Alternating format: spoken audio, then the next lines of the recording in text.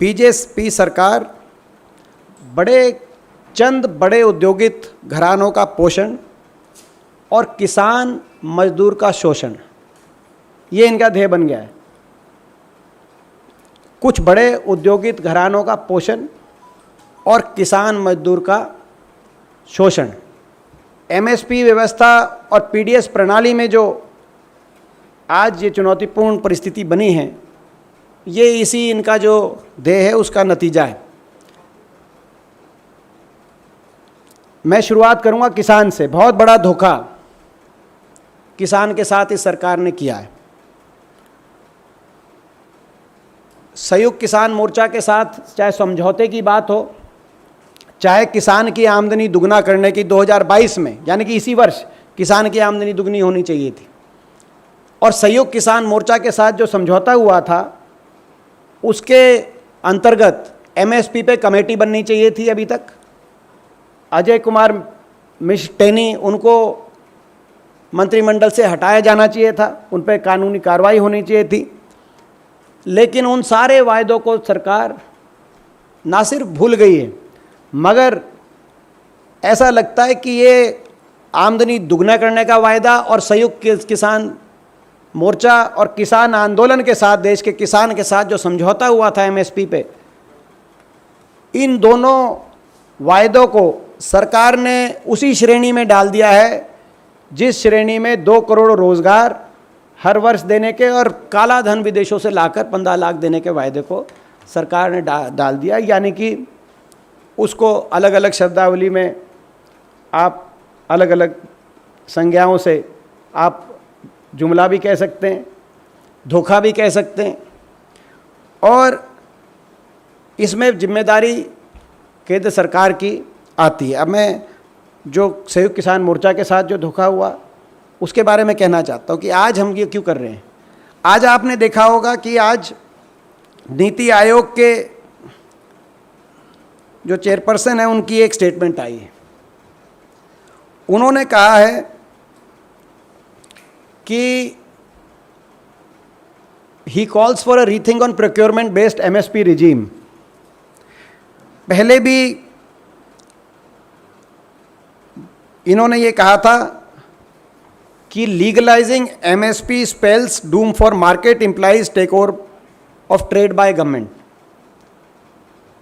यही किसान आंदोलन की लड़ाई थी कि सरकार की नीयत ये है कि न्यूनतम समर्थन मूल्य प्रणाली एमएसपी रेजीम, उसको कैसे धीरे धीरे उससे सरकार पीछे हटे और निजी खरीद की तरफ देश जाए। निजी हाथों में देश के किसान का भविष्य भी और देश के गरीब का भविष्य भी, क्योंकि एमएसपी से और प्रोक्योरमेंट से जुड़ी हुई पीडीएस व्यवस्था है। आज ये जो स्टेटमेंट आई है rethink procurement based MSP regime, इसका क्या अर्थ है? इसके कई अर्थ हैं। इसका अर्थ है कि जो एमएसपी पे कमेटी बननी थी, जिसका संयुक्त किसान मोर्चा इंतजार कर रहा है कमेटी का, और वो भी मैं जानकारी के लिए ला दूं आपके लिए। संयुक्त किसान मोर्चा के लोगों से हमारी बातचीत हुई 28 मार्च को इस साल। उनको टेलीफोन आया सरकार की तरफ से कि आप 2-3 नाम दे दो। आज हम ये भी खुलासा करना चाहते हैं। उन्होंने कहा कि टर्म्स ऑफ रेफरेंस क्या है, एमएसपी की गारंटी पे जो एक कमेटी बनेगी, इसका क्या इसका अधिकार क्षेत्र रहेगा, टर्म्स ऑफ। कोई जवाब नहीं आया। मौखिक रूप से टेलीफोन पे उनके नाम मांगे गए थे, लिखित रूप में नाम नहीं मांगे गए। कितना बड़ा धोखा देश के किसान आंदोलन के साथ किया गया। और आज नीति आयोग द्वारा ये जो स्टेटमेंट दी गई, इससे स्पष्ट हो जाता है कि सरकार उसी रास्ते पे चलना चाहती है जिस रास्ते की वजह से 3 कृषि कानून सरकार एमएसपी प्रणाली को तहस नहस और नष्ट करने के लिए लेके आई थी।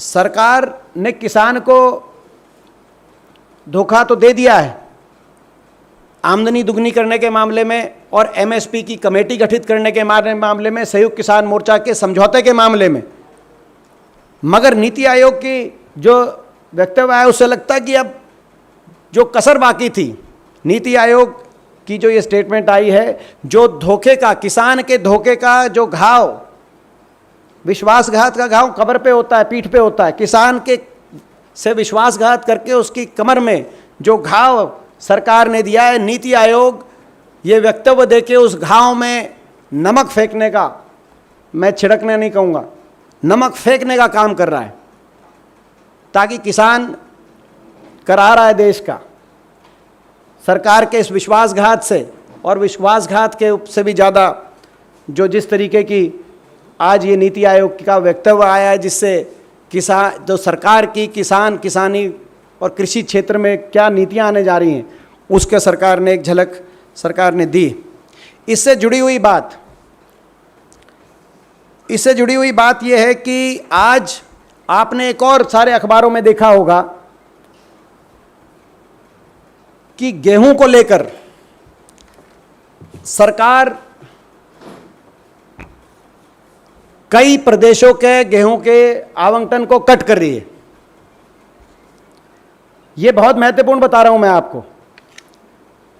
सरकार ने कई प्रदेशों के गेहूं के आवंटन को, और यह बता रही है सरकार, जो कि सही भी है, कि गेहूं का जो स्टॉक है सेंट्रल पूल में, जो हम गेहूं का स्टॉक रखते हैं, वो 2008 के लेवल से भी नीचे चला गया, यानी कि 15 साल से सबसे कम स्टॉक है। मैं ये तो सरकार जो बता रही है, जो सार्वजनिक जानकारी है वो है। मैं एक और चीज़ बता रहा हूँ आपको, गेहूं का जो स्टॉक है वो 15 साल में सबसे कम है, लेकिन अगर आबादी के अनुपात में देखेंगे, ये तो रियल स्टॉक है, आबादी जितनी बढ़ रही है और कितनी आबादी में कितने गेहूं की पर कैपिटा अवेलेबिलिटी है देश में, ये 50 साल का सबसे लोएस्ट स्टॉक में पहुंच गया है। जब आपको याद होगा 60 के 70 के दशक में हमें इंपोर्ट करनी पड़ी थी गेहूं के, बड़ी तादाद में इंपोर्ट करने, उस लेवल के आसपास प्रति अगर हम व्यक्ति गेहूं के स्टॉक को देखेंगे, आबादी के अनुपात में देखेंगे, उस स्तर पे पहुंच गया है। उसके कई कारण बताए जा रहे हैं। उसके कारण ये बताए जा रहे हैं कि जितनी प्रोक्योरमेंट होनी चाहिए थी वो प्रोक्योरमेंट इस साल नहीं हुई। उसका सरकार मौसम पे उसका दोषारोपण कर रही है कि मौसम के अनुसार प्रोडक्शन हमारा कम हुआ। सही बात है, जो मौसम की वजह से आज किसान को एक चोट पहुंची और हमारा गेहूं का उत्पादन वो नहीं रहा जो उम्मीद थी, जितना जो लक्ष्य रखा गया था। लेकिन इसका जो मुख्य, इसके अलावा जो मुख्य इसका कारण रहा, वो मैं आपकी जानकारी में लाना चाहता हूं, वो है एक्सपोर्ट की पॉलिसी। जैसे मैंने कहा कि कुछ बड़े औद्योगिक घरानों को फ़ायदा पहुंचाने के लिए किसान को भी और गरीब आदमी को भी, दोनों को चोट कैसे पहुंचाई है, दोनों को चोट उतार दी। लगभग 10 मिलियन टन से ज़्यादा एक्सपोर्ट हुआ गेहूं। क्यों हुआ? क्योंकि यूक्रेन युद्ध की वजह से, इस सीज़न की बता रहा हूं मैं, इस सीज़न में यूक्रेन युद्ध की वजह से अंतर्राष्ट्रीय बाजार में गेहूं की कीमत लगभग 3,500 क्विंटल तक पहुंची। हमारी एमएसपी लगभग 2,000 क्विंटल पे थी। इसका फायदा किसने उठाया? ट्रेडर्स ने। उन्होंने किसान से लिया, स्टॉक किया और 10 मिलियन टन से ज़्यादा गेहूं देश से बाहर चला गया। उसके बाद सरकार ने कहा कि अब बंद करो, एक्सपोर्ट बंद किया आनन फानन में, बिना सोचे समझे। पहले हमारी मांग थी कि आप बोनस दो, आप बोनस दो 400 रुपये क्विंटल कम से कम, ताकि गेहूं की प्रोक्योरमेंट तो हो और किसान के जेब में पैसा जाए। प्राइवेट ट्रेडर या एक्सपोर्टर के पास नहीं। बड़ी 3 कंपनियां हैं, मैं उनके नाम अभी ले दूंगा, आपको पता है कौन कौन सी बड़ी कंपनी एग्रो ट्रेड्स में है। उनकी जेब में पैसा ना जाए, किसान के पास पैसा जाए। बोनस दो ताकि आपकी प्रोक्योरमेंट हो सके। लेकिन सरकार ने बोनस नहीं दिया। कारण क्या? इसका क्या नतीजा रहा? सरकार का टारगेट था प्रोक्योरमेंट का 50 मिलियन टन से ज़्यादा, और कितनी प्रोक्योरमेंट हुई? 18 मिलियन टन। 56% प्रोक्योरमेंट कम हुई इस साल। मगर कुछ तो, जैसे मैंने कहा कि हमारा प्रोडक्शन थोड़ा कम था मौसम की वजह से, मगर मुख्य कारण यह था कि एक्सपोर्ट होके बाहर चला गया। अब एक्सपोर्ट होके बाहर चला गया तो उसके बाद सरकार क्या कह रही है? सरकार कह रही है कि हर प्रदेश, जिस प्रदेश के अंदर फूड ग्रेन पीडीएस की सप्लाई, यानी कि राशन डिपो के माध्यम से सप्लाई होती गरीब आदमी को, एनएफएसए और पीएमजीकेवाई जो हमारी योजनाएं हैं जिनको आप जानते हो, जिसका बड़ा ढिंढोरा भी पीटा कोरोना के टाइम में सरकार ने, उनमें जहां 60-40 का रेशियो था कि 60% गेहूं और 40% पैडी, वहां सरकार ने इस आप कह रहे कि बदल देंगे, हम करेंगे 40% गेहूं और 60% पैडी। कंज्यूमर की ईटिंग हैबिट्स रहती हैं उन प्रदेशों के अंदर। गेहूं, आज गेहूं को लेके लाले पड़ गए देश में, सरकार को अपनी रेशो बदलनी पड़ रही है। और जहां पे 75% गेहूं भेजा जाता था पीडीएस में राशन डिपो पे और 25% चावल भेजा जाता था, वहां पे रेशो बदल दी 60-40। और इसमें बहुत सारे प्रदेश, 10 प्रदेश मुख्य, तो जहां पे गेहूं का आवंटन का भारी कटौती सरकार ने करनी पड़ी, क्योंकि मैंने जैसे कहा कि इतना कम बफर स्टॉक हो गया देश में गेहूं का, जो अगर क्वांटिटी के टर्म्स में लें तो 15 साल में और प्रति व्यक्ति आबादी के हिसाब से लें तो 50 साल में इतना कम गेहूं का खाद्यान्न का भंडारा नहीं हुआ। गेहूं का भंडारा देश के सामने ऐसी स्थिति पैदा हो गई। और उसमें 10 प्रदेशों में कटौती की जो स्टेटमेंट आई है, बिहार, झारखंड, उड़ीसा, पश्चिम बंगाल, दिल्ली, उत्तर प्रदेश, गुजरात, महाराष्ट्र, मध्य प्रदेश और तमिलनाडु, यहाँ ये प्रभावित प्रदेश हैं मुख्य, तो जहाँ पे गेहूं की जितनी आवंटन थी सरकार ने कहा कि आवंटन नहीं करेंगे। इसमें कल भाजपा के शासित प्रदेश उन्होंने मांग करी है, कल की स्टेटमेंट है उत्तर प्रदेश, गुजरात की, कि हमें और गेहूं चाहिए। और मध्य प्रदेश ने भी, इनने परसों चिट्ठी लिखी, शिवराज सिंह चौहान जी ने भी, कि पूरा कोटा दो गेहूं का मध्य प्रदेश को। यूपी वाले कह रहे हैं हमें भी गेहूं का पूरा कोटा दो, जो पिछले साल दिया था उतना दो, उतना नहीं तो 10 साल पहले जितना दिया था उतना तो दो। वो जो कहावत है कि न्याय दो तो पूरा दो, नहीं पूरा नहीं तो आधा दो। गेहूं नहीं मिल रहा। योगी जी, शिवराज जी और गुजरात, 3 प्रदेश गेहूं के लिए लिख रहे हैं, इनके खुद के प्रदेश के मुख्यमंत्री लिख रहे हैं। और मैंने जैसे कहा 10 प्रदेशों में गेहूं की कटौती कर दी और पैडी पहुंचाएंगे। और पीयूष गोयल जी की स्टेटमेंट आई कल, सारे मिनिस्टर्स से जब बात कर रहे थे, आपने देखा हो कल के अखबार में, कि कह रहे हैं कि he is urging to sow more paddy, कि सारे प्रदेशों कह रहे हैं कि और पैडी की सोइंग कराइए। मैं सरकार से पूछना चाहता हूं, पिछले 20-30 वर्षों से ग्राउंड वाटर लेवल की जो परिस्थिति बनी है, उसके बाद प्रदेश पिछले 20-30 साल से सरकार की ये नीति रही है, इन प्रदेशों के भी और देश की भी, कि पैडी की सोइंग कम की जाए और बाकी ग्रेन्स की तरफ बढ़ा जाए।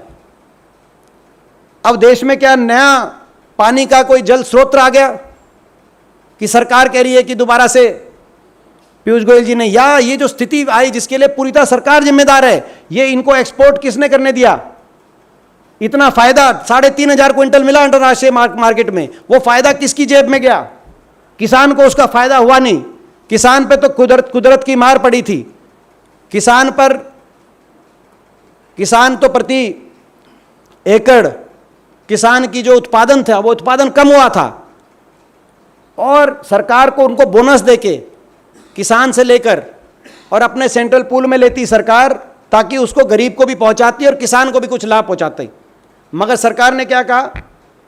सरकार ने एक्सपोर्टर्स को एक्सपोर्ट करने दिया, मुनाफाखोरी करने दी। जैसे मैंने शुरू में एक लाइन बोली थी कि बड़े कुछ औद्योगिक घराना एक्सपोर्टों का पोषण और किसान मजदूर का शोषण, ये नीति है सरकार की, और इसका खुलासा नीति आयोग ने दोबारा कर दिया। इसके खिलाफ किसान आंदोलन खड़ा हुआ था। इसी के खिलाफ संयुक्त किसान मोर्चा की सारी मांगे रही थी। तो एक तरफ तो ये आज देश के सामने भयावह आज अनाज संकट, मैं इसको अनाज संकट कहूँगा, कृषि संकट, अनाज संकट दोनों जुड़े हुए हैं। और अनाज संकट देश में ये आया है 50 साल के बाद, तो इसके लिए कोई जिम्मेदार है तो ये सरकार जिम्मेदार है। और किसान से भी धोखा अगर दिया है, किसान से भी धोखा अगर सरकार ने विश्वासघात के किसान की कमर पे बड़े बड़े घाव छोड़े, ना तो आमदनी दुगनी हुई, खर्चा दुगना हो गया। जैसा आप जानते हैं, आमदनी दुगनी हुई नहीं किसान की। मैं आपको बताना चाहता हूं उदाहरण के तौर पे, 2014 में गेहूं बिक रहा था 1600 रुपए क्विंटल। मैं हरियाणा की बता रहा हूं, 2014 की बात। गन्ना बिक रहा था 311 रुपए क्विंटल। धान जो बाद एक्सपोर्ट, उस टाइम धान पहुंचा था 5000 6000 क्विंटल तक भी। अगर आमदनी दुगनी होती तो इनका भाव दुगना होना चाहिए था, 311 का 622 होना चाहिए था। गेहूं का 1600 से बढ़कर 3200 होना चाहिए था, तभी आमदनी दुगनी होगी। बात से को आमदनी दुगनी होगी नहीं। 22 तक वायदा था कि 22 तक आमदनी दुगनी करेंगे। अब भाव तो बढ़ा नहीं, गेहूं 2000 क्विंटल में मुश्किल से पहुंचा। जैसे मैंने आपको बताया, मौका था इस बार, बाहर प्राइस था अंतर्राष्ट्रीय बाजार में, तो भाव तो बढ़ा नहीं, मगर क्या बढ़ गया? खर्चा बढ़ गया। डीजल लगभग दुगना हो गया, फर्टिलाइजर लगभग दुगना हो गया, किसान का खर्चा बढ़ गया, किसान का भाव बढ़ा नहीं, किसान का कर्जा बढ़ गया। और ऐसी परिस्थिति में ये जुमला साबित हो गया आमदनी दुगने करने वाला वायदा। और इसीलिए आपने देखा होगा, अब ये इस वायदे की बात करना ही छोड़ गए। कोई इनका नेता का कोई स्टेटमेंट दिखा दो, भाजपा के किसी नेता की स्टेटमेंट जिन्होंने आमदनी दुगना, किसान की आमदनी दुगने की स्टेटमेंट 22 में दी हो। 21 तक देते थे, 22 तक ये भूल गए। एक धोखा वो, दूसरा धोखा एमएसपी पे जो समझौता हुआ संयुक्त किसान मोर्चा के साथ कि एमएसपी को कानूनी अमली जामा पहनाया जाएगा, C2 के फॉर्मूले के आधार पर पूरी एमएसपी दी जाएगी। अजय कुमार मिस्टेनी जैसे मंत्रियों को मंत्रिमंडल से बाहर का रास्ता दिखा के बर्खास्त किया जाएगा, जो समझौता हुआ था। प्रधानमंत्री जी ने स्वयं घोषणा करी थी। लेकिन वो दूसरा धोखा, इतने बड़े बड़े विश्वासघात के जख्म किसान के पीठ में देना काफ़ी नहीं थे कि उन विश्वासघात के जख्मों पे अब नमक भी छिड़का जा रहा है। और इसीलिए हम सरकार से कहना चाहते हैं, आखिरी में अपनी बात करते हुए समाप्त करूंगा, फिर आपके प्रश्न। हम सरकार से कहना चाहते हैं कि तुरंत एमएसपी की कमेटी का गठन हो, जो संयुक्त किसान मोर्चा से आपका जो समझौता था। सरकार आज के इस अनाज संकट पे एक वाइट पेपर सरकार दे, घोषित करे कि किस के पास मुनाफा पहुंचा। एक गेहूं के एक्सपोर्ट का 10 मिलियन टन से ज़्यादा गेहूं देश से बाहर क्यों जाना पड़ा। आज उन्हीं के मुख्यमंत्री कह रहे हैं कि हमारे प्रदेश में गेहूं दो। योगी जी कह रहे हैं, शिवराज जी कह रहे हैं, गुजरात के मुख्यमंत्री कह रहे हैं। 10-10 प्रदेशों का गेहूं का आपने स्टॉक जो है, गेहूं की जो क्वांटिटी जाती थी उसमें आपको कटौती करनी पड़ी। तो हम मांग करते वाइट पेपर आए प्रोक्योरमेंट पे, पीडीएस पे, और साथ में संयुक्त किसान मोर्चा से और किसान आंदोलन से जो एमएसपी की लीगल गारंटी की जो का समझौता था, उसके अनुसार कमेटी गठित हो, एमएसपी के को लीगल अमली जाना पहनाया जाए। और जब तक ये नहीं होता, हम देश के किसान के साथ हैं। 18 जुलाई पार्लियामेंट सेशन, संसद सत्र जब से शुरू हो रहा है, संयुक्त किसान मोर्चा 18 से 31 तक पूरे देश में विश्वासघात सेमिनार कर रहा है। हमारा पूरा नैतिक समर्थन उनके विश्वासघात सेमिनार्स को भी रहेगा, किसान आंदोलन को भी रहेगा, किसान की मांगों को भी रहेगा। इसके बाद आपके कोई प्रश्न हो, मैं उनका उत्तर दूंगा। धन्यवाद।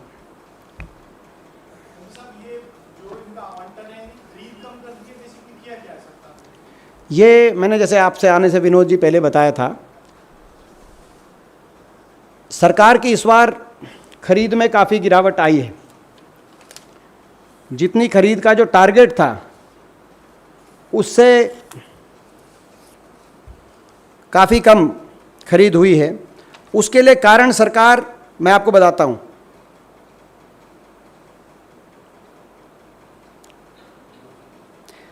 प्रोक्योरमेंट पिछले साल, मैं एक और आंकड़ा आपको देता हूँ, पिछले साल 43.34 मिलियन टन खरीद हुई थी पिछले साल। इस साल जैसे मैंने कहा 50 मिलियन टन के आसपास का सरकार का टारगेट, उसके मुकाबले में केवल 18.78 मिलियन टन, 18.78 मिलियन टन खरीद हुई है इस साल। 56% खरीद देश के किसान से कम हुई है इस साल, 56%। आप इमेजिन कर सकते हैं। और यही कारण है कि जो गेहूं का जो स्टॉक है वो एक्चुअल स्टॉक 15 साल में सबसे लोएस्ट है, 2008 के लेवल से भी कम। और प्रति व्यक्ति अगर हम स्टॉक देखें देश में तो 50 साल में सबसे लोएस्ट गेहूं का। और यही कारण है कि प्रदेशों को गेहूं नहीं दे रहे, प्रदेशों को कह रहे हैं कि रेशो बदल देंगे और हम ज़्यादा चावल भिजवाएंगे। अब सरकार गुजरात, मध्य प्रदेश, उत्तर प्रदेश, इन प्रदेशों में, ऐसे बहुत से प्रदेश में 10 प्रदेशों के नाम लिए, अगर उनकी ईटिंग हैबिट, अगर कोई गेहूं चाहता है तो उसको उसी अनुपात में गेहूं और चावल सरकार को भेजना चाहिए, ना कि उसके विपरीत। और यही कारण है कि पीयूष गोयल जी कह रहे हैं कि आप पैडी सो करिए ज़्यादा से ज़्यादा, हमें चावल की आवश्यकता है। जबकि पिछले 20-30 साल से, आप तो जानते हैं विनोद जी, आप हरियाणा से हैं, नीति ये रही थी कि पैडी से डाइवर्सिफाई की जाए, क्योंकि पैडी के लिए लायक पानी नहीं है हमारे देश में कि पैडी तो इसीलिए पैडी की प्रति व्यक्ति खपत देश में कम हो रही है, NSSO का सर्वे, और गेहूं की बढ़ रही है, क्योंकि पैडी से हम डाइवर्सिफाई कर रहे हैं। मगर अब सरकार ने ऐसी स्थिति पैदा कर दी, ऐसा अनाज संकट आ गया देश के सामने कि सरकार को अब पैडी को ज़्यादा सोइंग के लिए अपनी जो 20-30 साल की एक ट्राइड एंड टेस्टेड पॉलिसी थी उसके विपरीत सरकार को जाना पड़ रहा है। तो दुर्भाग्य की परिस्थिति है। अनाज संकट के लिए जिम्मेदार पूर्णतः सरकार है, केंद्र सरकार है। और इनकी MSP और PDS, ये जो प्रणाली, ये एक दिन में प्रणाली नहीं बनी, ये प्रणाली दशकों के बाद धीरे धीरे ये प्रणाली देश में बनी। मंडी व्यवस्था देश में दशकों के बाद मंडी व्यवस्था बनी, देश के गरीब को भी फूड सिक्योरिटी मिली, देश के किसान को भी MSP का कवर मिला, जो कि ये अभी पूरी व्यवस्था नहीं है, लेकिन जैसी भी है, हमारे दोनों किसान को और गरीब को राहत मिली इस व्यवस्था से। और सरकार इस व्यवस्था को के पीछे जो पड़ी है, पूर्णतः सरकार और वो नियत जिम्मेदार है। आज जो अनाज संकट भी आया है एक तरफ, और किसान से धोखा भी हुआ है दूसरी तरफ।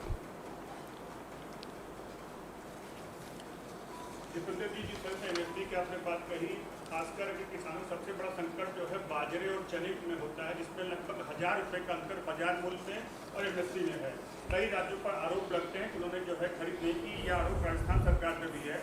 कांग्रेस शासित राज्यों के साथ क्या करेंगे, जो ये अंतर है वो कम हो? देखिए,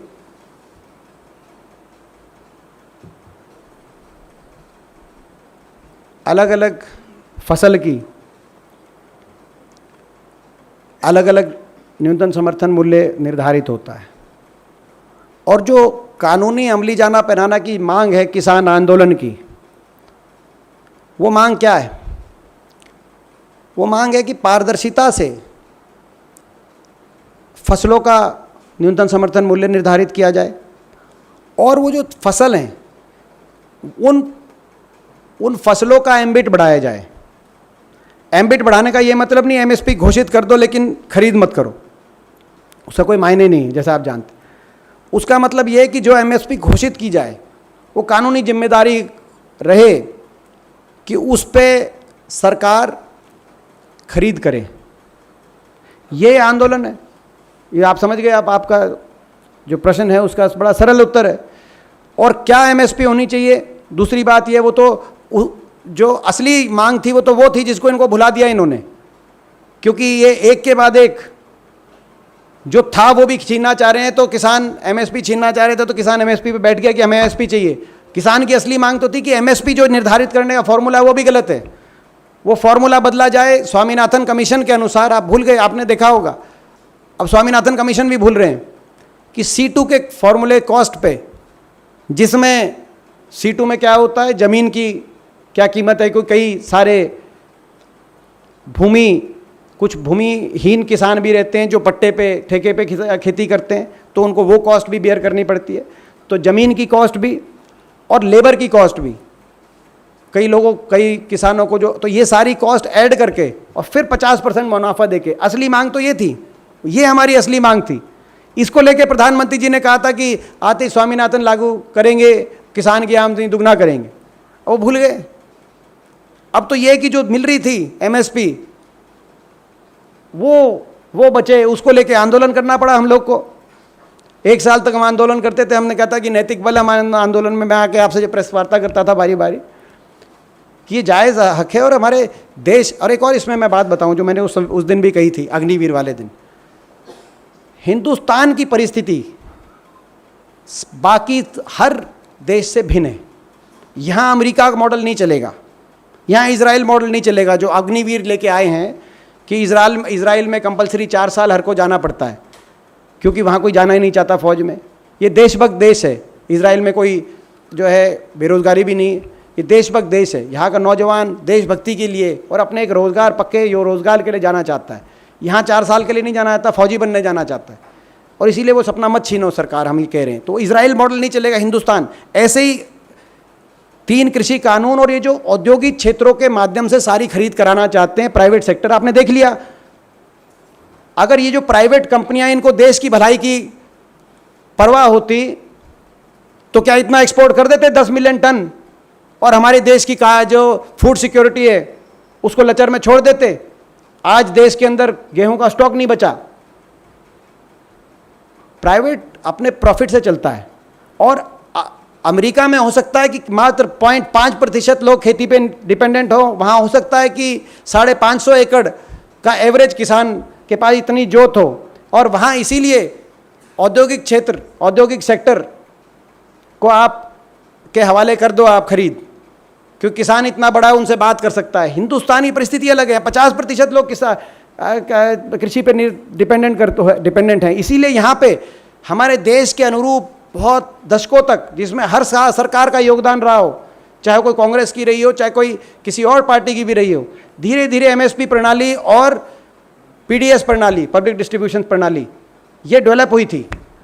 आप इसको तहस नहस, जैसे फौज को की नींव आपने हिला दी, आप इसकी नींव आप हिलाने का बार बार प्रयास करते हैं। यही कारण है क्या देश पे अनाज संकट, किसान के साथ धोखा, दोहरी मार, जो मैंने शुरू में कहा, किसान के साथ धोखा, विश्वासघात और अनाज संकट, जिससे सबसे ज़्यादा प्रभावित देश का सबसे गरीब होगा, जो राशन डिपो से, जिसको आपने ढिंढोरा भी पीटा। वो ढिंढोरा आपने जब कोरोना काल में आपने ढिंढोरा पीटा कि हम इतना, यूपी में चलाई वो स्कीम, यूपी के चुनाव में बहुत बड़ा मुद्दा भी बना कि हम इतना राशन प्रणाली के माध्यम से पहुंचाते हैं हर परिवार को।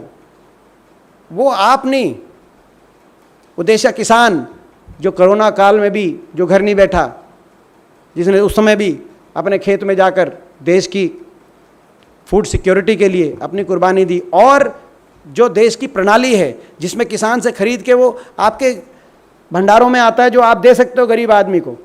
आप अगर वो भंडारे जहाँ पर देख लिया आपने उन भंडारों को एक्सपोर्टर्स ने क्या किया, अपने निजी प्रॉफिट्स में। इसीलिए मैं वाइट पेपर मांग रहा हूँ, इसमें किस एक्सपोर्टर को कितना फ़ायदा हुआ है।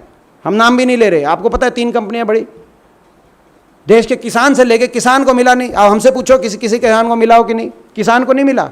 2000 क्विंटल के लगभग हमारा न्यूनतम समर्थन मूल्य है, 3500 क्विंटल अंतर्राष्ट्रीय बाजार में गेहूं की कीमत गई, वहाँ चला गया। बीच में किसने फ़ायदा उठाया?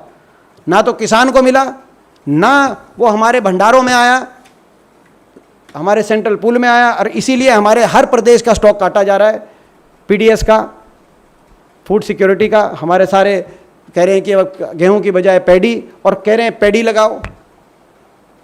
पैडी के लिए क्या पानी है आपके पास? पैडी तो जितनी लगती है उतनी लगेगी, पानी का ग्राउंड वाटर तो कम हो रहा है।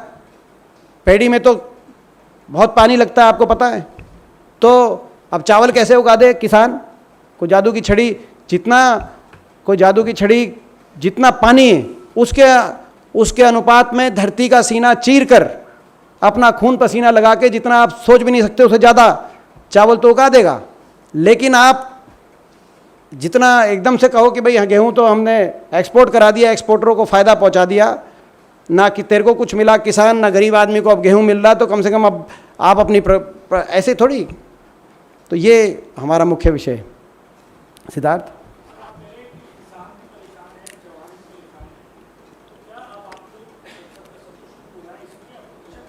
पहले लड़े थे किसान के लिए, अब लड़ेंगे जवान के लिए। पहले लड़े थे एमएसपी के लिए, अब लड़ेंगे एमएसपी और पीडीएस के लिए। पहले लड़े थे किसान के हक के लिए, अब किसान और गरीब और जवान के हक के लिए लड़ेंगे। विपक्ष हैं।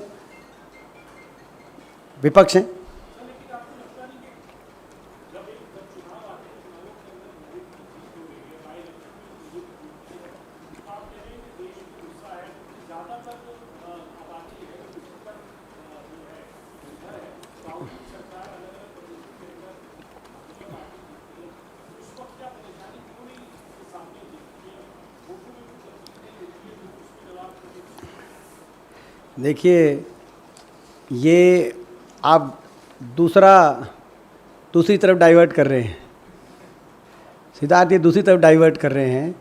ये तो जो है, जो हमारी जिम्मेदारी दोहरी है। एक जिम्मेदार विपक्ष के नाते और एक ऐसे राजनीतिक दल के सदस्य के नाते, जिस राजनीतिक दल ने देश के लिए अपना जिसका योगदान रहा है, कुर्बानियाँ दी हैं। दो प्रश्न हैं जो आप अलग अलग पूछ रहे हैं। एक है चुनावी नतीजे और उनका आकलन, वो अलग से प्रेस कॉन्फ्रेंस करेंगे। मगर सही है, हमारी कहीं प्रजातंत्र है, कहीं जीत है, कहीं जितनी हमें उम्मीद होती है उसके अनुरूप नतीजे नहीं मिल पाते। हम दोनों को स्वीकार करते हैं और आगे अपनी रणनीति बनाते हैं। दूसरा है देश हित में अगर कोई ऐसा फैसला हमें लगेगा कि देश अहित में है, तो उसको लेकर आप लोग के माध्यम से जागरूकता बनाएं, सड़क से संसद तक लड़ाई लड़ें। अगर हमें लगेगा किसी फैसले से देश की फौज कमज़ोर हो रही है, हम उसका पुरजोर विरोध करेंगे। अगर हमें लगेगा देश के किसी सरकार के फैसले से देश की सुरक्षा कॉम्प्रोमाइज़ हो रही है, हम उसका पुरजोर विरोध करेंगे। हमें लगेगा कि देश की खाद्य सुरक्षा कमज़ोर हो रही है, किसान की आय सुरक्षा कमज़ोर हो रही है, हम उसका विरोध करेंगे। तो भाई हम ये कहना चाहते हैं, इसे एक अच्छी लाइन मिल गई। Siddharth, thank you very much, आपका धन्यवाद। आपसे हमेशा आपके चेहरे पे वो तेज है, आपसे हमेशा हमें कोई ना कोई अच्छी लाइन मिल जाती है। इस सरकार ने देश की राष्ट्र सुरक्षा के साथ भी खिलवाड़ किया, अग्निपथ लाकर, खाद्य सुरक्षा के साथ भी खिलवाड़ किया, प्राइवेट एक्सपोर्टर्स को इस प्रकार से देश के गेहूं को बाहर अपने मुनाफे के लिए भेजने के लिए परमिशन देकर, और किसान की आय सुरक्षा के साथ भी खिलवाड़ किया। एमएसपी को जिस तरीके से बार बार एमएसपी प्रणाली को ये सरकार डिस्टर्ब करने की बात करती है, तो आज देश की राष्ट्र की सुरक्षा भी, राष्ट्र की खाद्य सुरक्षा भी, किसान की आय सुरक्षा भी आज खतरे में इस सरकार की नीतियों की वजह से दिखाई दे रही है। नहीं, दूसरा विषय तो पहले ये वाला विषय पे जो है ये महत्वपूर्ण। आप क्या खाते हो? आप भी रोटी खाते होगे भाई? हाँ, तो कौन से प्रदेश से हो आप? तो आपका तो कोटा कट गया, गेहूं तो नहीं जाएगा अब बिहार में, तो ये महत्वपूर्ण इशू है। हाँ, गेहूं नहीं जाएगा। कितने सालों के बाद प्रदेशों का कोटा कटा? मैं पूछना आता हूँ सरकार से, जवाब मांगना आता हूँ, व्हाइट पेपर में बताएं। मैं समझता हूँ कि शायद गेहूं का कोटा दशकों के बाद ऐसे 10-10 प्रदेशों का गेहूं का कोटा काट दिया गया। ये महत्वपूर्ण, इससे क्या विषय होगा? और किसान का केवल आप किसान को वंचित रखने के लिए केवल प्राइवेट उद्योगपति जो एग्रो ट्रेड के अंदर फायदा लेना चाहते हैं, मुनाफा जिनकी वजह से 3 कानून लेके आए थे कृषि कानून, उनके हित को साधने के लिए किसान को भी आप नहीं देना चाह रहे और गरीब के पास भी। मैं सरकार को चुनौती देता हूं कि जो प्राइवेट कंपनियों को जिन्होंने सरकार ने फायदा पहुंचाया, यही वही कंपनियां हैं जो 3 कृषि कानूनों के माध्यम से प्राइवेट प्रोक्योरमेंट करना चाहती हैं। सरकार इनसे दिला दे पीडीएस में, सरकार जो 10 मिलियन टन बाहर चले गए, सरकार इनसे दिला दे पीडीएस के अंदर, दिला दे गरीब आदमी को। इसीलिए हम कह रहे हैं एमएसपी और पीडीएस की जो व्यवस्था है वो हिंदुस्तान की परिस्थितियों में बनी हुई व्यवस्था है। उस व्यवस्था को ऐसे सरकार तहस नहस सरकार को नाक नहीं करने देंगे, जैसे राष्ट्र सुरक्षा को और फौज को कमज़ोर हम नहीं होने देंगे।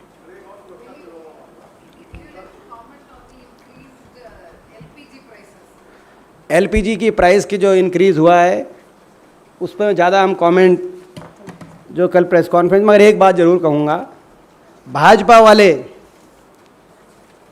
पहले जब 300 पे थी हमारी, तब सिलेंडर, गैस के सिलेंडर को अपने सर पे रखकर, अब कई मंत्री बने उनमें से, सर पे रखकर प्रदर्शन करते थे सिलेंडर को। अब 1000 पे पहुंच गया, अब टैंकर को रख के उनको करना चाहिए। अपने टैंकर को उठाएं। क्यों विक्रांत हंस रहे हो? पहले सिलेंडर को सर पे रखते थे, मैं तो अनुपात में बता रहा हूँ। अब 1000 पहुंच गया, अब टैंकर को उठाएं और प्रदर्शन करें। हम उनका स्वागत करेंगे, उनका समर्थन करेंगे।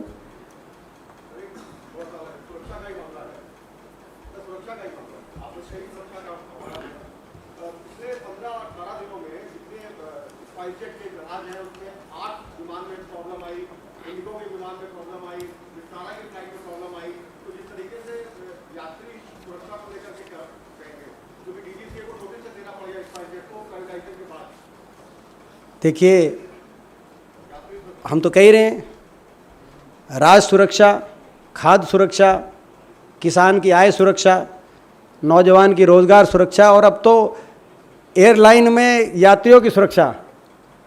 ये देश, इस सरकार से कहीं ना कहीं हर वर्ग इस देश का असुरक्षित अपने आप को महसूस कर रहा है।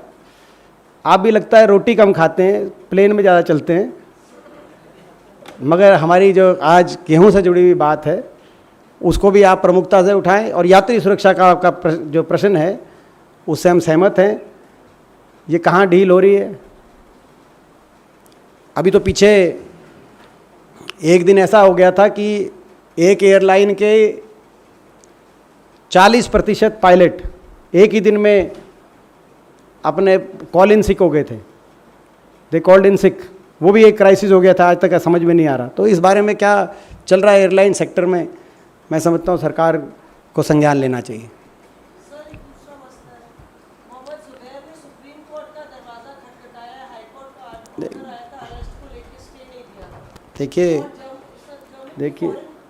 की फॉरेन मिनिस्ट्री ने भी कहा है कि इस मसले पर फ्रीडम ऑफ स्पीच इंडिया सबसे बड़ी डेमोक्रेसी। देखिए, आज का जो प्रश्न है और आज का जो हमारा जो प्रेस वार्ता है, आज हमारा, और आप तो मौसमी जी एक बहुत ही वरिष्ठ हमारी साथी हैं, आज हम देश की खाद्य सुरक्षा, किसान आय सुरक्षा से हम पे ध्यान केंद्रित करना चाहते हैं और हम इसका ध्यान डाइवर्ट नहीं होने देंगे। ये हमारा आज साथ में हम इस संकल्प के साथ उठते हैं कि सरकार ध्यान डाइवर्ट करना चाहती है। किसके घर में अगर रोटी नहीं आ रही, आप तो नहीं है सरकार में, हम मानते हैं आप तो उसमें नहीं थे, लेकिन सरकार का ये रहता है। हमारा आज की जो पहले तो देश की सिक्योरिटी सुरक्षा के साथ अग्निपथ फौज को कमज़ोर करके युवा के भविष्य के सुरक्षा के साथ खिलवाड़ कर दिया। अब आपके सामने तथ्य सामने कि अब खाद्य सुरक्षा, किसान की आय सुरक्षा, नौजवान के भविष्य की सुरक्षा पे जो संकट पैदा हुआ है, तो ये हमारा आज का प्रेस वार्ता का मुख्य विषय। और कोई प्रश्न अजय ने पूछा नहीं? हाँ,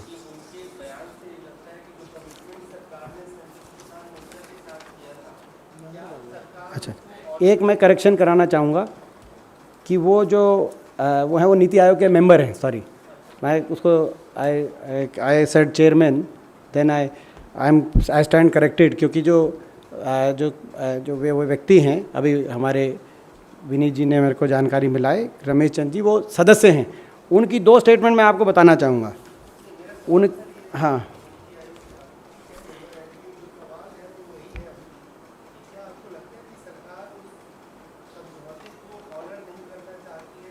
स्पष्ट है, उससे वही मैंने कहा कि धोखा 2 तरह हुआ है, विश्वासघात 2 तरफ से हुआ है।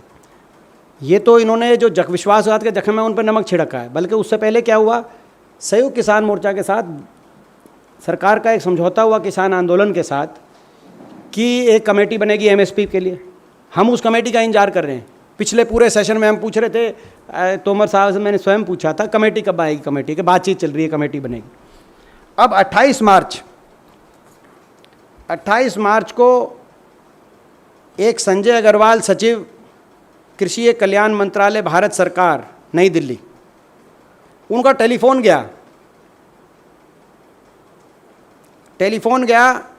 संयुक्त किसान मोर्चा के पास, और उसमें कहा कि मौखिक रूप से कि आप 2-3 नाम दे दीजिए।